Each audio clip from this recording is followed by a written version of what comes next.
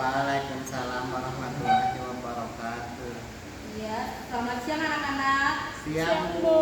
Bagaimana kabarnya hari ini? Baik, Bu. Ya, sebelum Ibu memulai pelajaran, sebaiknya ketua kelas memulai dengan berdoa ya.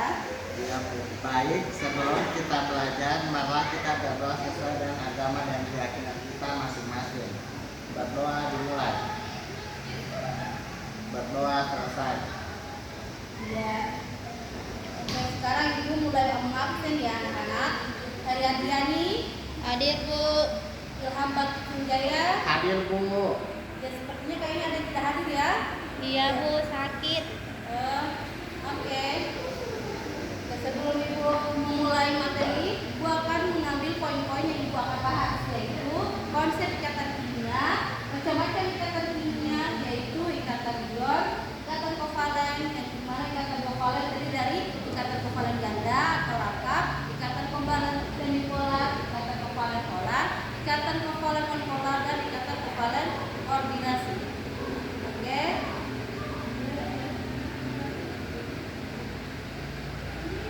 Konsep ikatan kimia. Ikatan kimia merupakan interaksi antara atom-atom yang berdekatan sehingga terbentuk suatu molekul. Ikatan kimia juga menggambarkan cara atom-atom bergabung membentuk molekul senyawa atau ion. Ikatan kimia juga merupakan daya tarik menarik antara atom yang menyebabkan suatu senyawa kimia dapat bersatu. Kemudian terjadinya ikatan kimia. Ikatan antar atom dapat terjadi karena ada interaksi elektron antara atom yang satu dengan yang lain, sehingga terbentuk suatu molekul senyawa atau gugusan atom. Dan kemudian untuk mencapai kestabilan, atom-atom unsur saling mengadakan ikatan yang disebut ikatan kimia. Pembentukan ikatan kimia dapat terjadi berdasarkan serah terima atau pemasangan elektron yang bergantung pada jenis unsur yang berikatan. Peranan elektron dalam ikatan kimia. Menurut Lewis, teori oktet, atom-atom unsur memiliki kecenderungan instabil, seperti gas mulia terdekat yang memiliki susunan 8 elektron pada kulit terluarnya oktet, kecuali helium dengan 2 elektron pada kulit terluar yaitu duplet. Ini merupakan tabel produk unsur untuk senyawa elektron alias gas mulia. Ini tabel untuk berarti elektron gas mulia. Perhatikan ya anak-anak. Baik, Bu.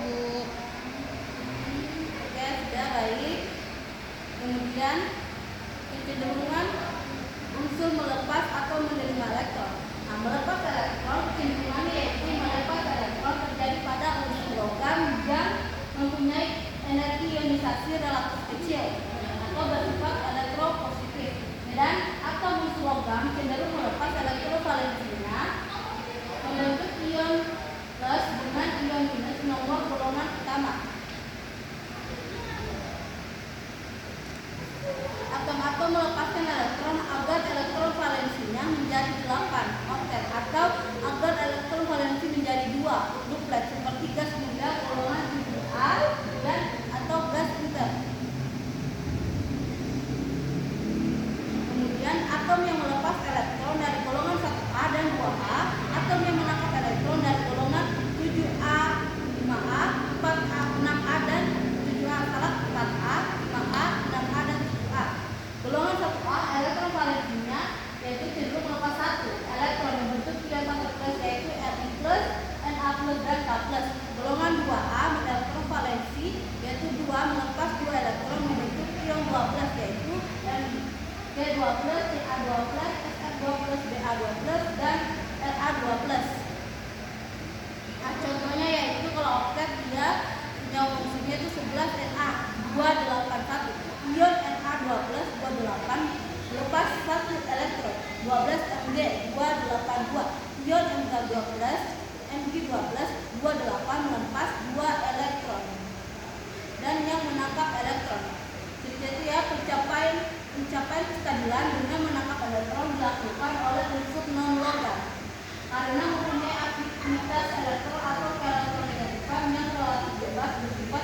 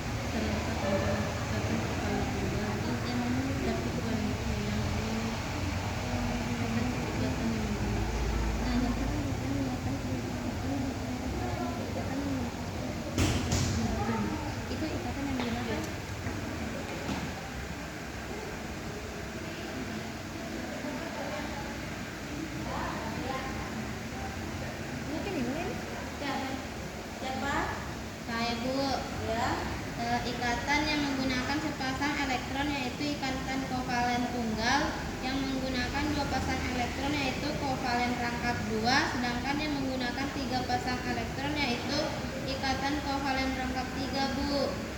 Ya, baik. Kemudian kita lanjut lagi ya anak-anak. Ya, Bu. Elektron valensi pada suatu atom digambarkan dengan lambang titik atau silangan kecil F, disebut struktur Lewis.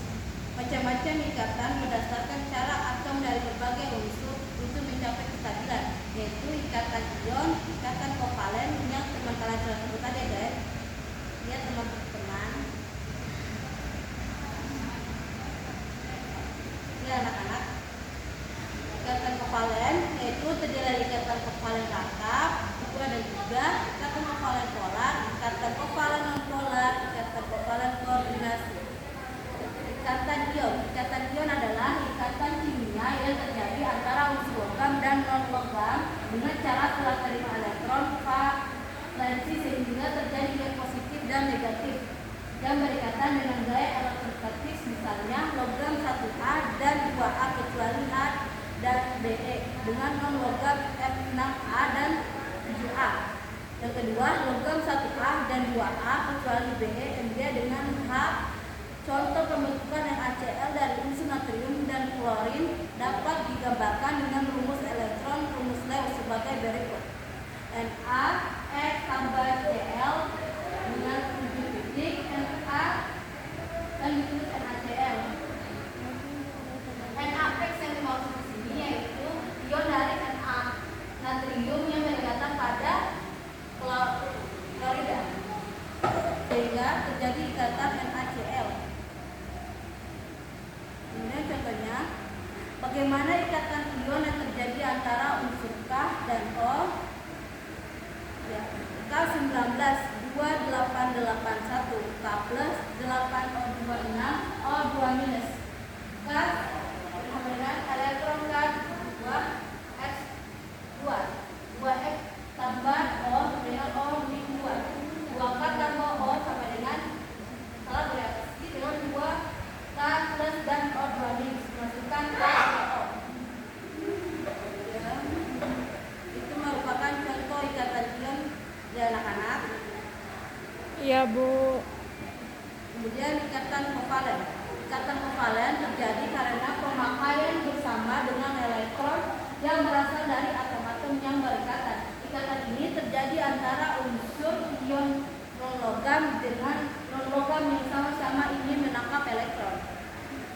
Contohnya itu pada senyawa FeCl, yang dimana di sini terlihat bahwa keduanya kekurangan 1 elektron, sehingga kelebihan 1 elektron pada unsur Fe kelebihan 1 elektron yang pada sel juga kelebihan 1 elektron, sehingga mereka saling menghasilkan FeCl yang berikatan, yang dimana elektron pada F berikatan dengan Cl dan elektron pada Cl berikatan dengan F. Itulah yang disebut dengan ikatan kovalen atau senyawa yang menggunakan elektron secara bersama. Perhatikan elektron ikatan bonding elektron yang berada di antara F dan Cl. Pasangan elektron ikatan ini berasal dari F dan Cl. Pasang elektron ikatan tersebut digunakan bersama, sehingga setelah berikatan elektron valensi kedua atom seolah menjadi 8 oktet seperti gas mulia. Kemudian ikatan kovalen rangkap. Ikatan ini melibatkan pemakaian bersama lebih dari 1 pasang elektron oleh 2 atom yang berikatan. Ikatan kovalen rangkap atau ganda dibedakan menjadi 2, yaitu ikatan kovalen rangkap 2 dan ikatan kovalen rangkap 3. A.1 yaitu ikatan kovalen rangkap 2. Contoh dari ikatan kovalen rangkap 2 yaitu O2, yang dimana dapat dilihat di anak-anak pada PPT di atas bagaimana cara O2 bereaksi, sehingga inilah yang disebut dengan ikatan kovalen ganda, yang dimana pada elektron O pertama dia kekurangan 2 elektron dan pada O kedua juga kekurangan 2 elektron, sehingga mereka saling bereaksi menghasilkan O2 yang dimana elektronnya saling berhubungan. Ini disebut dengan ikatan kovalen ganda 2. Kemudian ikatan kovalen rangkap 3. Contoh ikatan antara atom nitrogen dengan atom nitrogen dalam molekul N2. sama seperti O2, hanya saja pada N dia kekurangan 3, masing-masing kekurangan 3, sehingga ditulis N2. Ikatan kovalen yang terikat itu ada 3 elektron. Ikatan ganda 3 yaitu yang dimiliki N2 sangat kuat, sehingga di udara N2 sulit bereaksi dengan N2, merupakan unsur terbanyak. N2 keluar masuk tubuh manusia tanpa mengalami perubahan kimia. Pada suhu dan tekanan tinggi, N2 baru bisa bereaksi bentuk senyawa.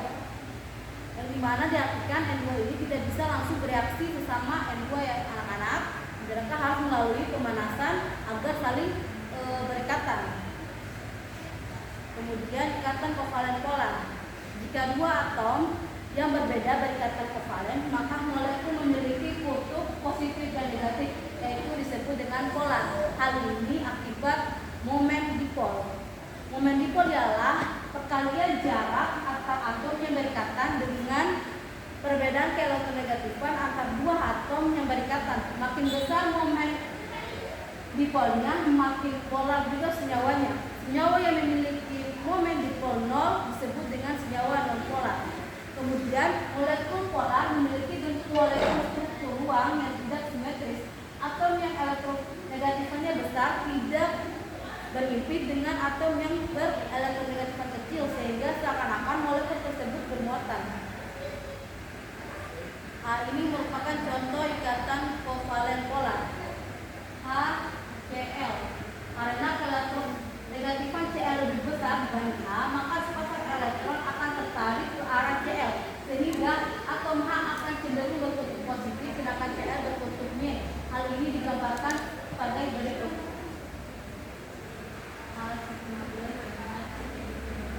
Ciri-ciri ikatan kovalen polar yaitu senyawa poliomatik simetris yang memiliki atom pusat berpasangan elektron bebas, selalu polar atau punya B pasangan elektron bebas. Yang kedua yaitu hal ini karena pasangan elektron bebas lebih kuat dibanding pasangan elektron ikatan, sehingga menimbulkan elektronegatifan yang besar, beda nilai keelektrikan 1,7, contohnya H2O NH3.